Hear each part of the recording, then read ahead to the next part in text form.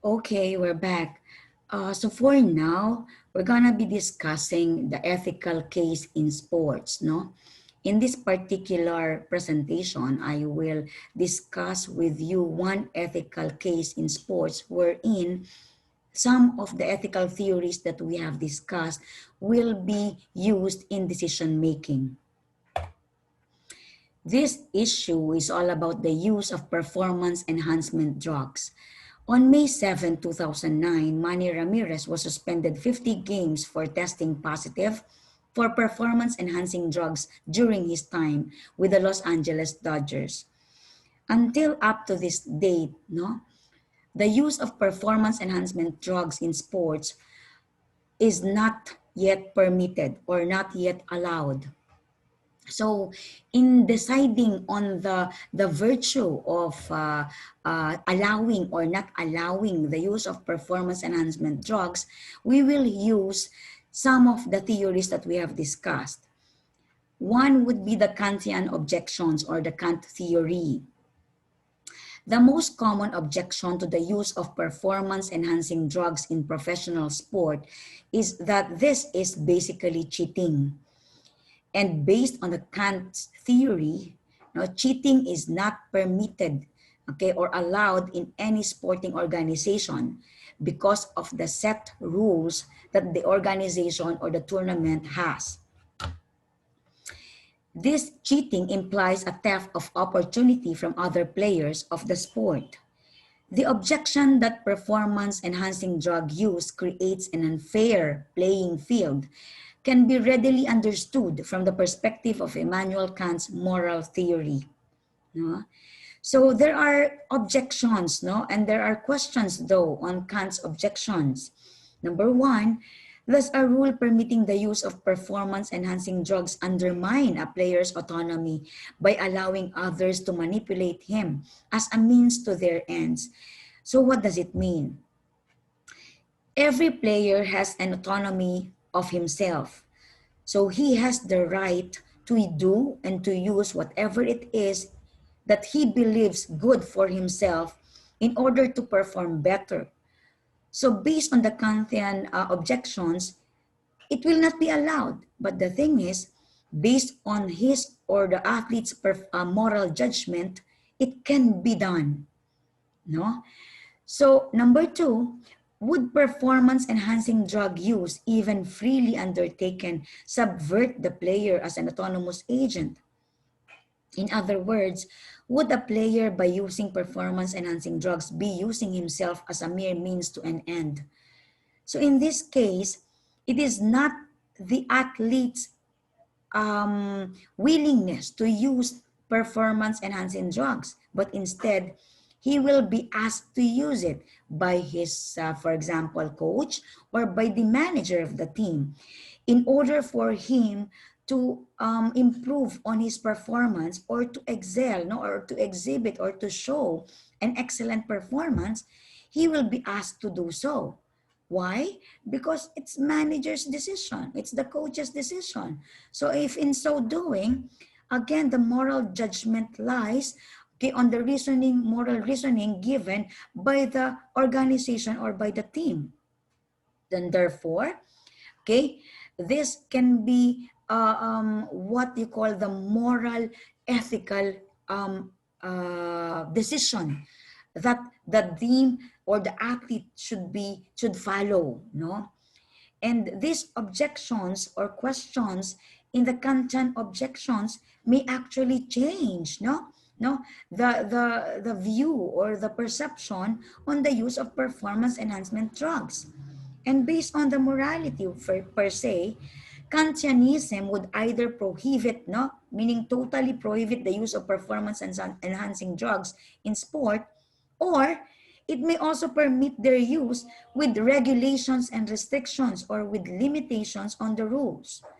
So nagkakaroon tayo ng conflict of interest. Nagkakaroon tayo ng conflicting factors in which how to decide, no, on the use of performance enhancement drugs.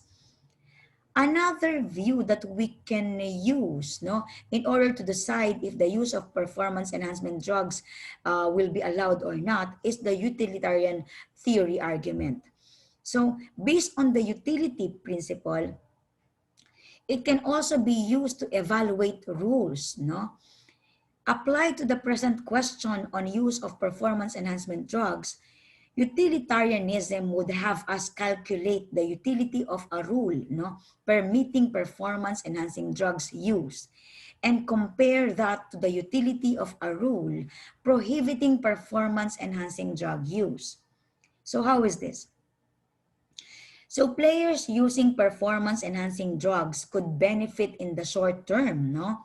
From statistics inflating performances and financially inflated contracts. Dadami ang kontrata, mas malaki ang chance na ang laki ng improvement ng performance. But in the long run, users could experience negative effects on, for example, effects on their physical or emotional health. So their use of performance-enhancing drugs could increase excitement for fans as well through home run races and the like. But also, it could in the long term deflate interest as fans come to expect all the players in turn in stellar performance. So hindi lang sa kanya umaasa yung magandang performance ng fans. Kumbaga, gusto rin makita ng mga fans na mag-increase ang performance ng buong team, then therefore, bakit nga ba hindi natin i-allow ang performance enhancement drugs na gamitin ng buong team, no?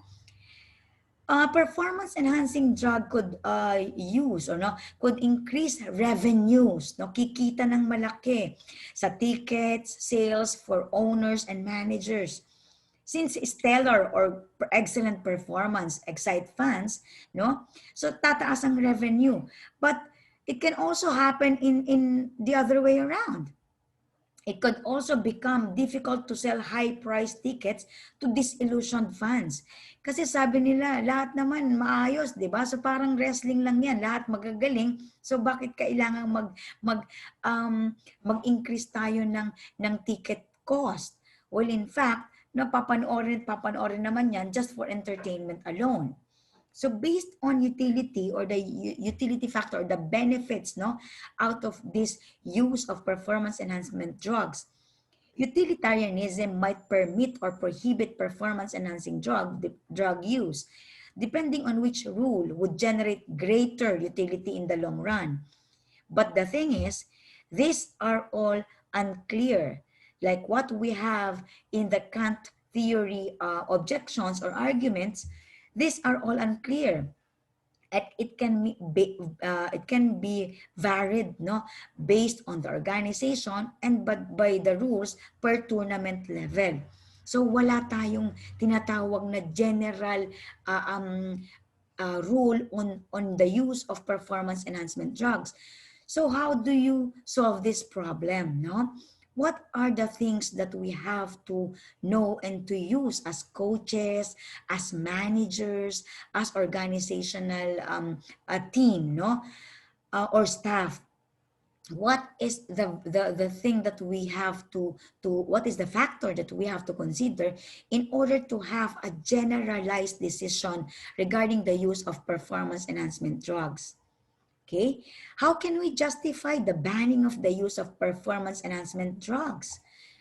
We now have the virtue perspective by Aristotle in 384-322 BC.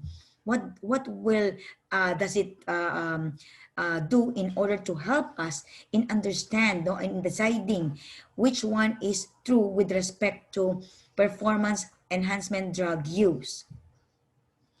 The virtue ethics shifts our attention from the question of which actions or rules are right. What should we do? No? To the question of which qualities of character are best. What kind of people should we be? So is it a question of what should we do or what kind of people should we be in sports? This theory says that it is the deliberate practice of various activities that forms the habits of character, for better or for worse. Accordingly, It is the crucial, no, it is very crucial to choose and nurture appropriate practices within every domain of human activity in order to cultivate a virtuous character. When considering which practices we should adopt within a particular domain of human activity, virtue ethics would have us ask two questions. First, would adapting a certain practice foster habits that are formative of good character and thus improve us as a human being? Or it would tend to form bad character and so worsen us? Maaayos ba ang ating karakter? Bubuti ba tayo as a human being kung i-adapt natin ang certain practice in sports? Or we will ask ourselves the second, would adapting a certain practice cultivate the standards of excellence specific to that activity, thereby promoting the good intrinsic to that activity? Or would it corrupt those standards and thus damage the good in that activity? Kung baga, yun bang good in sport, no? The one that we have discussed, what is good in sport, or what do you consider as good sport or the excellence in sport, no? Can be achieved by adapting or allowing a certain practice in sport. These two questions will actually inhibit us to decide on whether to allow the use of performance enhancement drugs in sports or not. Using these questions as leverage points, let me offer you three interlocking arguments against permitting performance-enhancing drug use in professional baseball or indeed in any sport. Okay, in analyzing this, I will give you one of the three interlocking arguments, no, against permitting performance-enhancing drug use. Number one, players who take performance-enhancing drugs deceive others. Niloloko natin ang ibang players, whether from the vantage point of the stadium seats or the dugout bench. A drug-assisted performance is virtually indistinguishable from an authentic non-drug augmented one. No? When you say augmented or authentic, no? Authentic non-drug augmented one, which means that the athlete's capacity is the one that sort of working out in the playoff. It's not really an enhanced, no, a drug enhanced performance. The deception in the use of these drugs is deliberate. Sinasadya natin. To permit performance-enhancing drug use in the game would thus foster the perverse habit of deception among drug-using players. And that is what we mean by doping promotes doping. Doping meaning cheating. No? We are not telling the truth and we are not doing what we really are capable of. It is an enhanced, a modified performance. Another way to analyze the case is that following on from this argument, no, that the players are deceitful, the drug used by some players casts suspicions on all other players. Unless there are both regular and rigorous drug testing and serious penalties to weed out all the users, fans and players have no way of knowing which players are pumping iron and which are popping pills. So when a player is caught causing or caught using them, undermines the trust in all players. So lagi nang may pandududa, no? To permit performance-enhancing drug use in the game would thus foster among both players and fans the perverse habit of dishonoring the deserving. So, ang hirap tignan, nanalo ba siya dahil dito sa performance enhancement drugs or nanalo siya dahil magaling talaga siya, no? So, we have to identify these things and we have to question these things in our minds in decision making. And lastly, performance-enhancing drug use not only corrupts the character of both players and fans, it also corrupts the standards of excellence of the game or the good in the game. in two interrelated ways. When performance-enhancing drug use is permitted, we reward performances unworthy of honor. Dahil ano ba yung nire-reward mo? Yung capacity ng individual or yung capacity ng individual matapos gumamit ng drug performance enhancement drugs? And we reward performances unworthy of honor and compromise our ability to compare performances of today with performances from the past, which in the past, we just perform based on our strength, based from our capacities. This strikes at the heart of baseball as a tradition, as a sport. The handing down of athletic practices that require the excellence of practitioners as the proper means of success in the game, and whose excellent performance promotes the intrinsic good of the game. So napaka-original, napaka-bare, no? The authenticity or the excellence of the sport is based on the originality and the authenticity, no, of the athlete's performance capacities to play. And with all of these factors that we have considered in deciding, no, on how to use or on the use of performance enhancement drugs being allowed or not, no, we have to take into account the intrinsic good of the sport, which is the excellence of the sport, in order to achieve the extrinsic goal or the victory based on what the athlete is capable of doing. So may I include, or may I sort of give this notion, no, coming from my personal point of view, that the use of performance enhancement drugs, given these three basic reasonings that we have identified, that one, it is a source of cheating, and number two, it is a false deception among individuals or players. Niloloko natin ang sarili natin, niloloko natin ang bawat isa, lahat ng players at lahat ng fans sa isang false result or false win using this drug. And lastly, okay, we are removing the good sport from baseball or the excellence of it all in order to achieve the one greatest thing that all athletes are aiming, which is the authenticity of our victory, of our success. And with this, I conclude, no? The use of performance enhancement drugs should not be and should never be allowed. So for me, it's no to doping.